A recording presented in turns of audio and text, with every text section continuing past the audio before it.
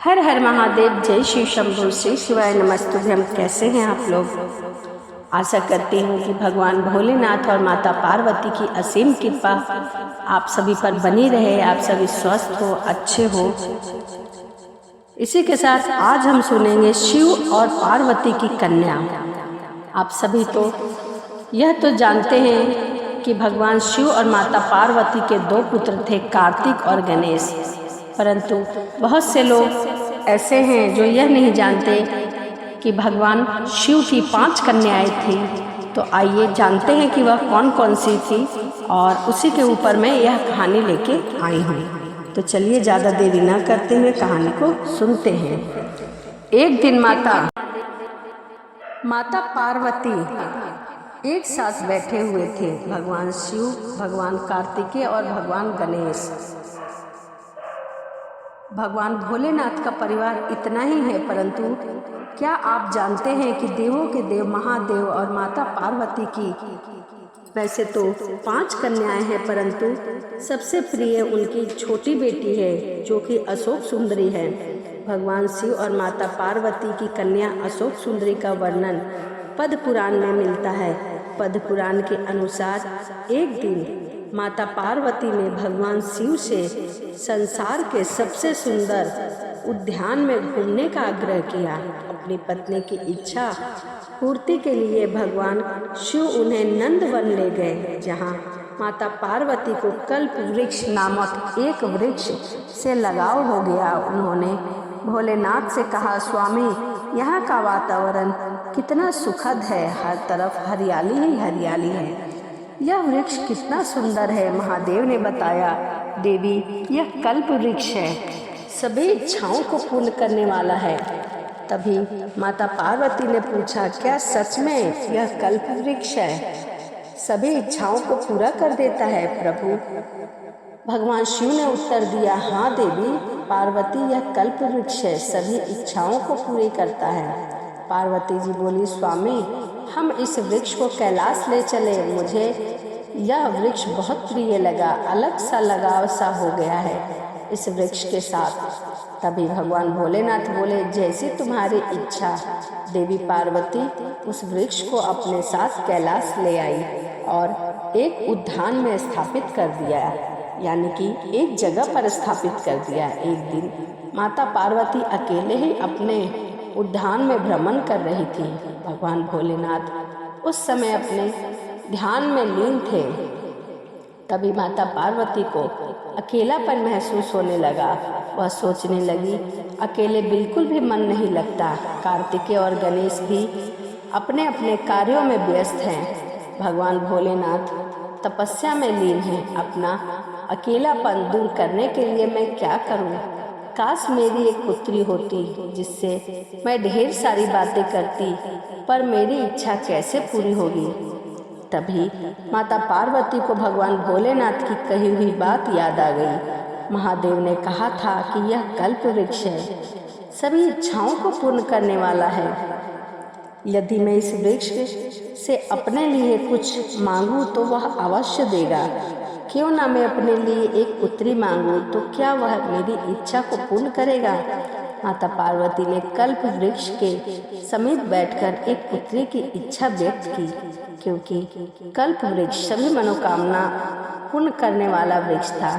इसीलिए उसने तुरंत ही माता पार्वती की इच्छा को पूर्ण कर दिया। इसके फलस्वरूप उन्हें एक सुंदर कन्या मिली। वह दिव्य कन्या देखने में बहुत ही सुंदर थी। माता पार्वती ने उस सुंदर कन्या को अशोक सुंदरी कहकर पुकारा।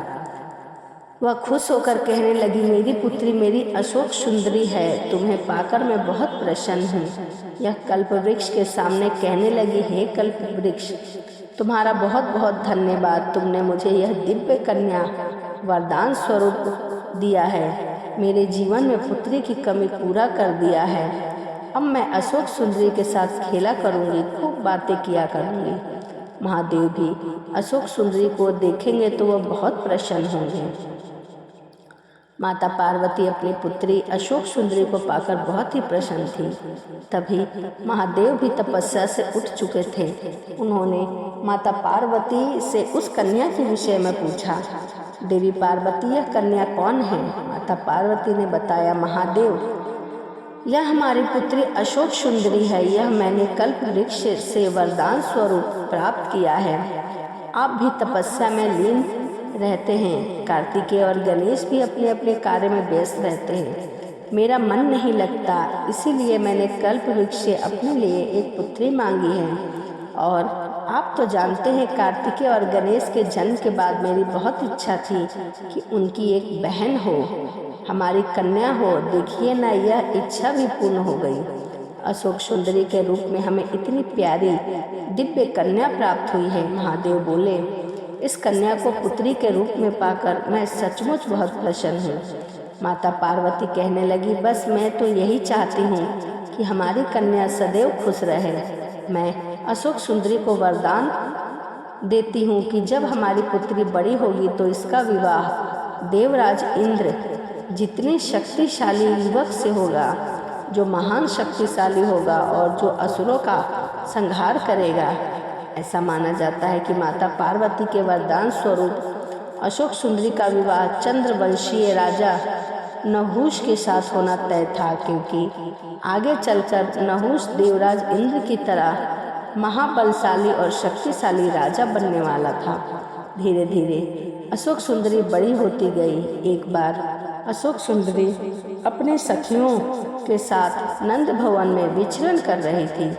तभी वहाँ हुंड नामक एक राक्षस आया। वह अशोक सुंदरी की सुंदरता पर इतना मोहित हो गया कि उसने उससे विवाह करने का प्रस्ताव रखा।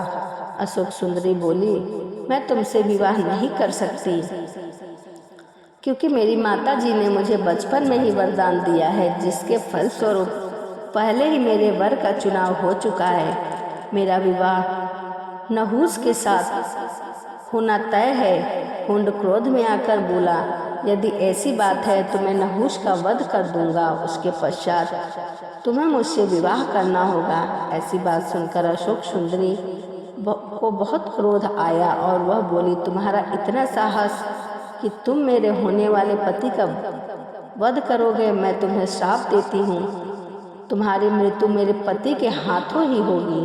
उस दुष्ट राक्षस ने नहुष को ढूंढ निकाला और उसका अपहरण कर लिया।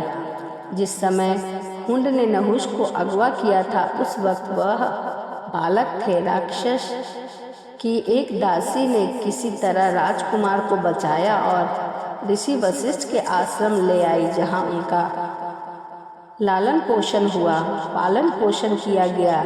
जब राजकुमार बड़े हुए तब अशोक सुंदरी का श्राप होने के कारण नहुष ने हुंड का वध कर दिया, जिसके पश्चात माता पार्वती और भोलेनाथ के आशीर्वाद से नहुष और अशोक सुंदरी का विवाह संपन्न हुआ।